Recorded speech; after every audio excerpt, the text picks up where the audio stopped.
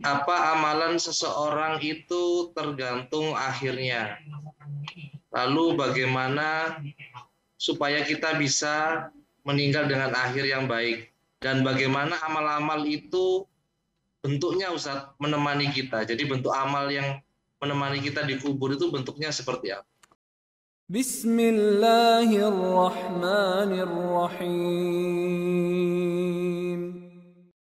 Ya jemaah, innamal a'mal bil khawatim. Amalan itu tergantung penutupnya. Sahih. Itu kata Nabi SAW. Karena ada orang mantan ustadz, tapi sekarang jadi preman. Mati dalam kondisi jadi preman.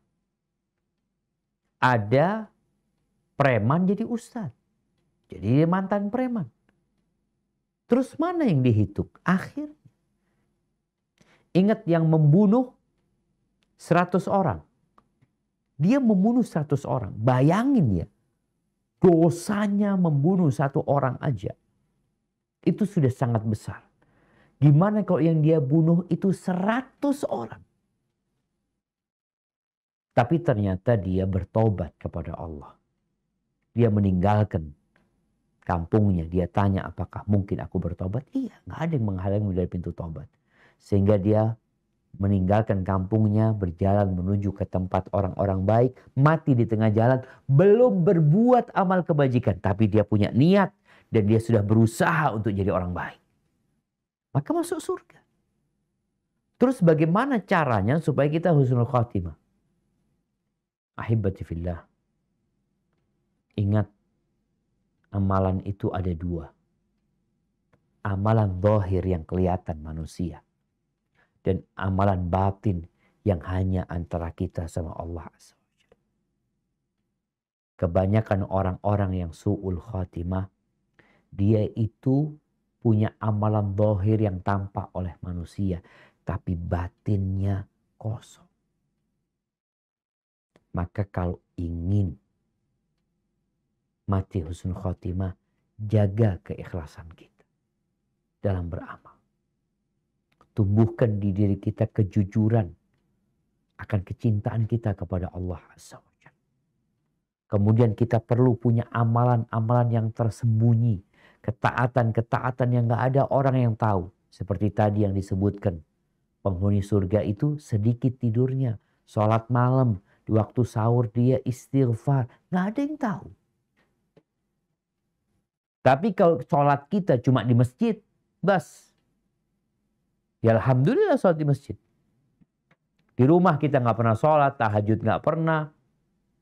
Ditakutkan sholat kita tuh. Takutnya. Tapi kalau kita punya amalan tersembunyi, insya Allah akan lebih ikhlas. Dan tentunya berdoa minta sama Allah agar kita husnul khatimah. Minta sama Allah. Bagaimana doanya orang-orang soleh. Wa tawaffana ma'al abrar. Doanya Nabi Yusuf. Allah tawaffani musliman wa alhiqni bis salihin. Matikan aku dalam kondisi Islam.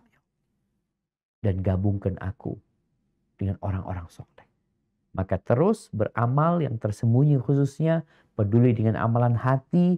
Kemudian berdoa memohon husnul khatimah. Adapun pertanyaan yang kedua. Nanti amalan itu dalam bentuk apa? Dalam bentuk manusia. Kita tuh, yang namanya manusia itu, tidak akan nyaman kecuali kalau ada kawan yang mendampingi. Tapi kalau kawan kita bukan manusia, ya nggak enak diajak ngobrol, nggak bisa. Maka nanti kata Nabi SAW, fayatihi rajulun hasanul thiyabi, hasanul wajhi, tayyibur rih. Akan datang kepada dia seorang laki-laki yang wajahnya, ini kalau laki-laki yang datang. Perempuan-perempuan yang datang. Akan datang kepada dia seorang laki-laki yang wajahnya indah, bajunya bagus, aromanya wangi. Kita tuh Masya Allah, kalau duduk ya sama kawan yang dia indah wajahnya, bajunya bagus, wangi, seneng kita. Duduk aja seneng sama dia.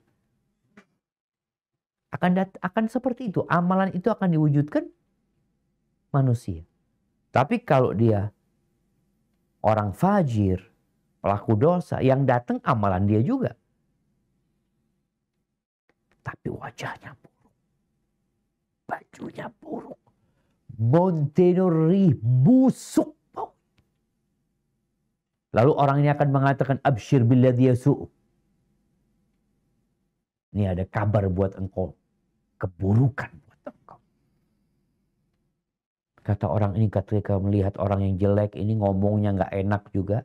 Dia mengatakan, man anta, engkau siapa engkau? Wajahnya udah jelek. Bajunya jelek. Busuk baunya. Engkau siapa? Kata orang ini, ana amaluka sayyi. Aku amal buruk. Jadi wujudnya wujud manusia. Hadza wallahu a'lam.